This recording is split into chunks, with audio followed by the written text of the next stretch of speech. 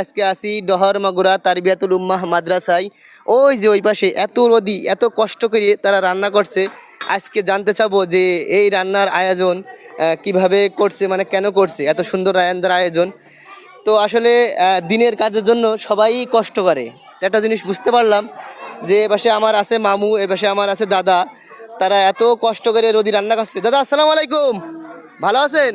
আলহামদুলিল্লাহ। তো এই যে রোদি এত কষ্ট করে রান্না করছেন, একটু সময় করলে ভালো হইতো না? সময়টা আর কি হয়ে গেল না, সময় কি করবো? রান্না কি শেষ? ইয়ে, তো আমাদের গ্রামে আমার এই দাদারাই কিন্তু, দাদা ছাদি টুসো করো, এই দাদারাই কিন্তু কম বেশ রান্না করে, খুব ভালো স্বাদ হয়। তো আপনারাও কিন্তু সহযোগিতা নিতে পারবেন। তারা সবসময় রান্না করে মসজিদ মাদ্রাসা, তাই তো? দাদা আপনার এই রান্না জীবনের অভিজ্ঞ কয় বছর? ওই 3-4 বছর হবে। ও, আপনার গুরু কিরা? গুরু কার কাছে শিখেছেন রান্নাটা? এখন ধরো সাথে বেলা আছে। তো আমি দেখি প্রায় জায়গায় যে আপনি রান্না করেন মসজিদের বা রমজান মাসে মাদ্রাসা প্রতিষ্ঠানে।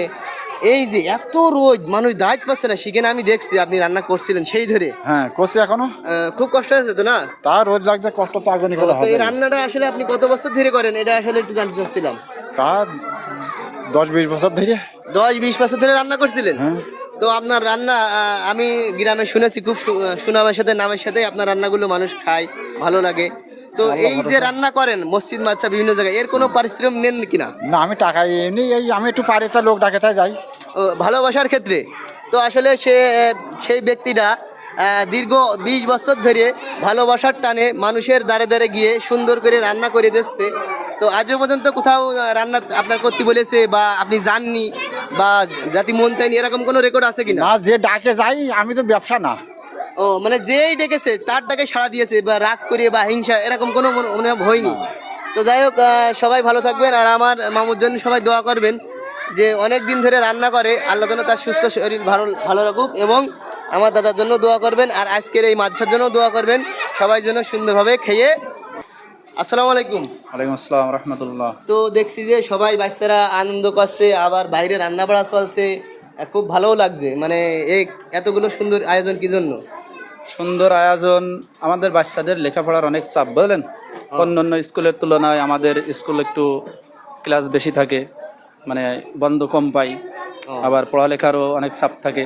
সকাল 8টা থেকে ক্লাস শুরু হয়ে 2টায় ছুটি হয়ে যায়, 6 ঘন্টা একাধারে ক্লাস চলতেই থাকে, ঠিক আছে। তো পড়ালেখার অনেক, মানে সব কিছু মিলায় পড়ালেখার অনেক চাপ বাচ্চাদের। তো মাঝে মাঝে একটু বাচ্চাদেরকে যেমন লেখাপড়া যতটা মানে জরুরি, ঠিক একটু বিনোদন, একটু খেলাধুলা এটাও অনেকটা জরুরি, ঠিক আছে। তো আজকে আমাদের একটা দিন ধার্য ছিল যে আজকের দিনটা আমরা বাচ্চাদের একটু খেলাধুলা করাবো, ওদের একটু খাওয়া দাওয়ার ব্যবস্থা করব। তো সেই হিসাবে আজকে আমাদের আয়োজন ছিল, কিন্তু সকাল থেকে বৃষ্টি, যার কারণে আমরা বাচ্চাদের বাইরে খেলাধুলা করাতে পারিনি, ভিতরে পরিবেশ করেছি। তো যতটুকু পারছি আর কি, আলহামদুলিল্লাহ। রান্নাবান্না চলতেছে, 12টা পর্যন্ত খেলাধুলা চলবে। এরপরে বাচ্চাদের খাওয়া দাওয়ার প্রস্তুতি, খাওয়া দাওয়া করে তারপরে একটাই ছুটি হয়ে যাবে ইনশাল্লাহ। তো আলহামদুলিল্লাহ, অনেক সুন্দর কথা বললেন, খুব মূল্যবান কথা বললেন, খুবই ভালো লাগলো। তো আসলে এই প্রতিষ্ঠানে শুধু লেখাপড়া নয়, সাথে বিনোদনের ব্যবস্থাও আছে।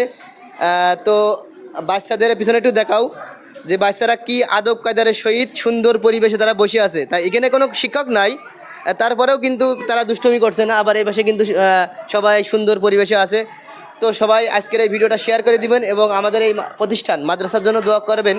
এবং এই মাদ্রাসাতে যারা শিক্ষকতা করেন, যারা উস্তাদ খেদমত করেন, তাদের জন্যও দোয়া করবেন, যারা দিনের সাথে জড়িত থাকতে পারে, এটাই। তো সবাই ভালো থাকবেন, দেখা হবে নেক্সট ভিডিওতে। আল্লাহ হাফেজ।